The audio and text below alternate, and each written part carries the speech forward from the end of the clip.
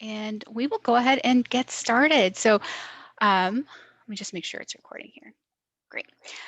So thanks everyone for attending this afternoon's bite-sized webinar on generating print notices in LEAP. My name is Miyako. I'm the Member Services Librarian for Public Services here at CCS. And over the next half hour, we're going to look at a new feature that's coming with our upgrade to Polaris version 6.7, which is the ability to generate print notices in LEAP. So this webinar is being recorded and it's going to be posted and distributed online. A link to the recording will be emailed out directly to those who registered, and you'll also see the link posted in this week's CCS e-news. We also have a 5-minute tutorial video and some print documentation all about generating print notices in LEAP. This documentation is currently available on their learning portal. And I'll also include links in the webinar follow-up email I sent to all the registration, all those who registered. So let me just start off by saying we don't yet know when we're going to be able to upgrade our production environment to version 6.7. But our training database is currently running the updated version, so you can definitely test out this new feature in Training Leap in the meantime. We have a pretty focused agenda. So I'm just going to take a few seconds to just review why it's important to generate print notices. We'll look at the actual process of generating print notices in LEAP, and I'm going to show you an awesome new feature that's available in LEAP and not the staff client, which is the ability to access recent notice jobs in LEAP. So we've got half an hour, so let's go ahead and get started. Now, the first thing I want to do is just take a moment and review why it's important for libraries to generate print notices. Other than notifying patrons, it's important to generate print notices in order for overdue items to transition to lost in a timely manner. So when Polaris is generating notices, it takes a quick look to see what the last notice was that the patron received. And it uses that information to determine what notice to send to the patron next. For example, if Polaris sees a first overdue notice was already generated for the patron, it will then generate a second overdue notice.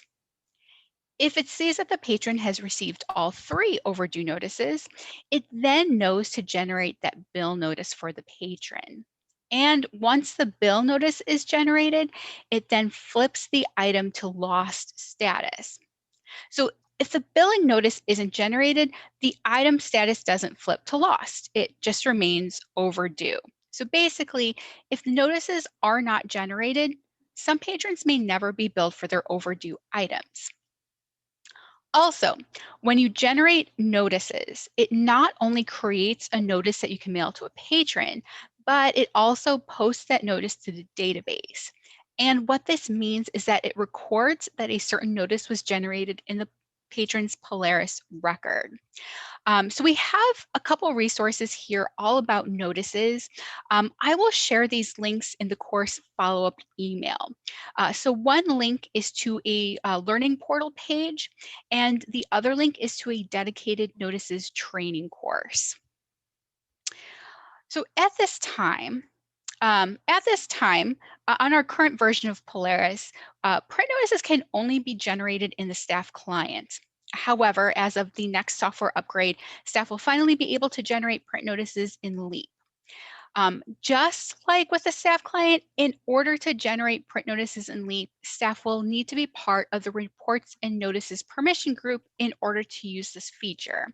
So just because you're able to use LEAP doesn't mean you'll be able to run print notices. You still need to have those certain permissions. Okay, let me back out of my slides and pop into Training LEAP. And let's see what this process looks like in LEAP. So in LEAP, you can find the print notices option under the utilities drop-down menu, and it's just right there. Click on the entry for print notices. The first time you load this up, it may take a few minutes to load, but just be patient. It will pop up here after a few moments. And you're not going to see all of the reports and notices options here like you do in the staff client. Instead, it's a really curated set of notices. It does contain the three notices staff should run regularly, which are overdue notices, billing notices, and hold notices. So I'm going to start by demonstrating the overdue notices. So when you're in this print notices work form, you just want to click on the folder for the notice type you're interested in running. So in this case, we're running overdue notices. I will just click on this overdue folder. And the overdue notice folder contains the jobs for both overdue and billing notices. And like you'll see here, just like the staff client, it has several different formats that you can select from. So today I'm going to run a full page mailer format. So I've got my option right here. Once you select your desired format, let me click on that. You will see a list of all branch locations in CCS. From here, you'll select your branch or branches from the list of locations. And one of the cool things that you can do in Leap is run notices for multiple branches at once. So for example, if I am Algonquin staff, I can select the main location, the branch location, and the drive up location and run the notices for all three locations at the same time. I know I've got some Crystal Lake folks here on the call. So once you have your drive up window, that's going to be a separate branch too. So you'll be able to select your main location and your branch location, run notices all at once. Um, as always, as just like the staff client, just be careful. Make sure you select the right locations. Definitely double check that you've selected the correct location from the list. Because you don't want to accidentally run print notices for another location and then inadvertently like clear them out of the queue. So always something to be careful of. And just like with the staff client, there's also a tab here to select sort options if you want. Since these are just going to be printed and mailed, this typically isn't something I pay attention to, but the option is here if you need. Once you have your locations selected, all you need to do is click this Submit Report button at the bottom of the page. So let me click that. Once you hit Submit, a preview will appear in a separate browser window. So if you're playing around in training, we don't have notices active in the training database, so the job will be blank, which is totally okay. Normally, you'd be able to scroll through this preview and see what the notices look like. Let me just minimize this preview window for a second. And then in the Leap browser window, you will see the Post to Database prompt. Um, just like when generating notices in the staff client, definitely check that the notice preview looks okay and that the notice is printed properly before you click Yes to posting to the database. So let's say, let me go back here. Let's say our notices look correct. So from our print preview, I can click the little print icon to print the file, or I can click the download button to download the file to my computer. And once that's complete, I can close out of my preview and then select yes to posting to the database. So, oh, I'm just going to, you know what, I realized I never tried muting everyone. So let me just mute, make sure everyone is muting. Great. So when you click yes to posting to the database, this just means that a record is made that this particular notice was generated for the patron, and that these notices are then cleared out and deleted from the notice queue.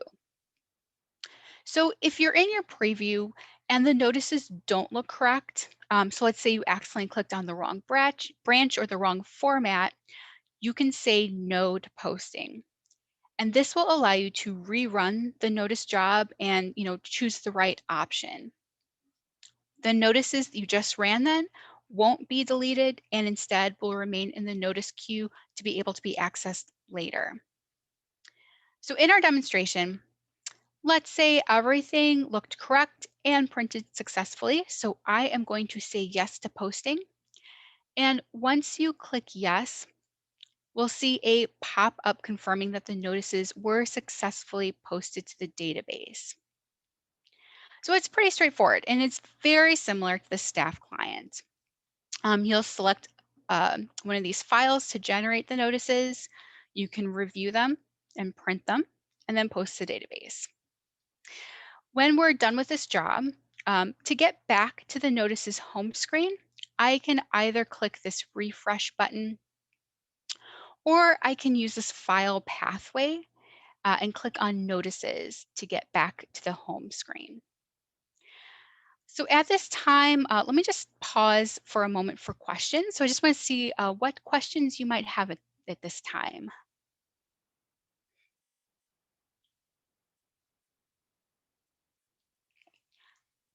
I don't see I don't see anything popping up in chat. So um, let me move on here so I can show you how to access the recent notice jobs. So this is one of the really cool features of print notices in Leap. It does retain a copy of the most recently run file for each notice job. And up here at the top of the work form, there's two tabs. One is notices and one is recent. If I click into the recent tab, I can see a list of the notice job files that I've recently run.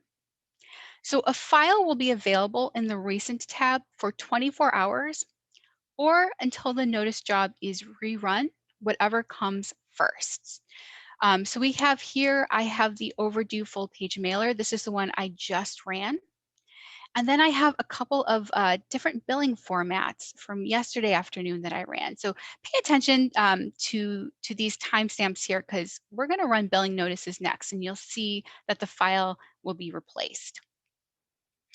Um, so a couple things about the recent tab. It's tied to the Polaris username. So you will be able to view recent files of notice jobs that you ran, but you'll be unable to view recent files of notice jobs that your coworkers ran. So for example, my coworker Rachel is here in the webinar. Now, if she logs into Leap, even if we log into the same branch, she will not see these files in her recent tab. A couple other things of note with the recent file. It includes notice job files that you ran in Leap, but it does not contain notice job files you ran in the staff client. So there's no crossover there. If you run a job in the client, the file will not appear under the recent tab in Leap and vice versa. Or I guess no vice versa because the staff client doesn't have a recent tab.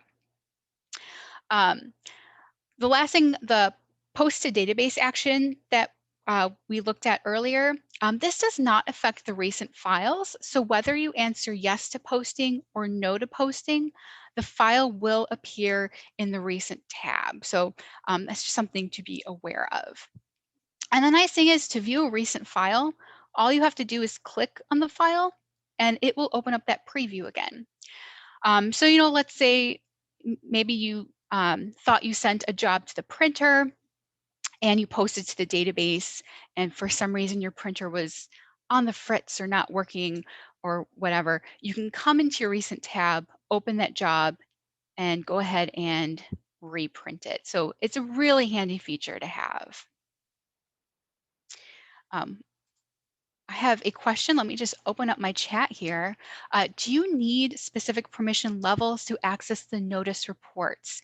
Yes. So the permission group staff do need to be part of the reports and notices in order to access this section of LEAP. So if you have permissions to access the notices in staff clients, those permissions will transfer over to LEAP. And then anyone who can access, or if you have those report and notices permissions, you can access both the notices tab and the recent tab. So these are all kind of bundled together.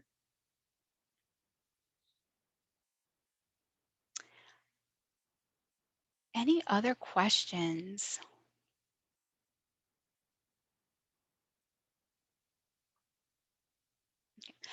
Well, I'm going to show you the just going to go through that process one more time. This I'm going to show you the billing notice. So we're going to run a billing Z-fold mailer. As you see here, I ran this job yesterday afternoon, March 30th at 2:27 p.m. So after I run the job, I'll just show you how that file changes. So I'm going to go back to the Notices tab, and let's run that billing notice, which is found in the Overdues folder. So I'm going to once again click on this Overdues folder to open up the billing and the overdue notices. And I'm going to select my format. This time I'm going to do the billing Z-fold mailer format. So let me open that up, and I will again select my location from the list. So I'm going to click Cooperative Computer Services and just double check that that is correct and click Submit Report. So again, I've got my preview here. Let's say my billing notices look good. I'm going to click the print icon to print them. And once I can confirm that they're printed, I will close out of my preview, and then I can say yes to posting to the database. I've got my confirmation that the notice is posted successfully.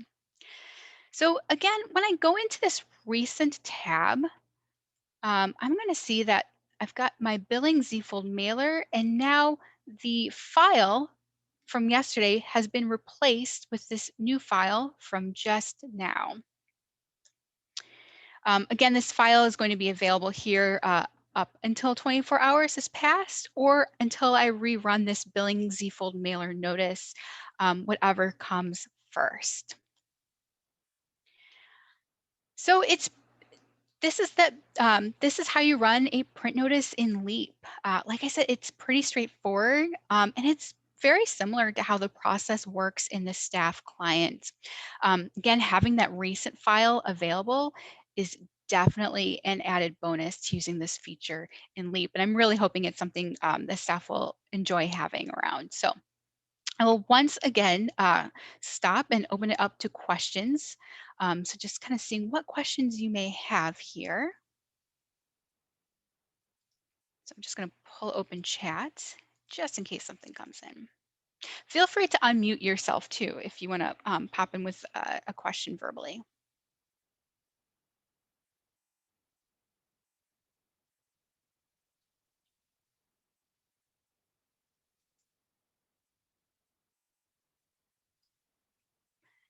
So I'll give it a few more moments for questions to come in, but I'll just kind of once again say, we still don't have a date for when we're going to be able to upgrade production to version 6.7. You likely saw in the March 19th newsletter that we do need to have a bug issue resolved before we can upgrade.